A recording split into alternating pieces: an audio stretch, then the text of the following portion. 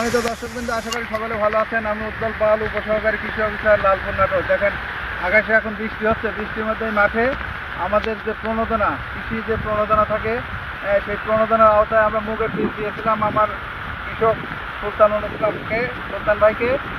এখন সুন্দর আছে, কিন্তু সমস্যা হচ্ছে যে এই বৃষ্টিতে ফল নিতে পারবে কিনা। সুন্দর ফলগুলো কিন্তু পেকে আছে। আমি এখন পরামর্শ দিচ্ছি যে বৃষ্টি হোক আর যাই হোক, এই ফলগুলো নিয়ে যায় ফ্যানের বাতাসে শুকান, তাহলে কি হবে, এই দানাগুলো ভালো থাকবে। আর যদি এইভাবে থাকে তাহলে যে সবগুলো তো পাকেনি, বেশিরভাগই কাঁচা আছে, তো যেগুলো পেকে গেছে সেগুলো তুলে নিয়ে যায় ফ্যানের বাতাসে শুকালেও পরবর্তীতে বীজ নিতে পারবে আর কি, মুগ ডাল নিতে পারবে।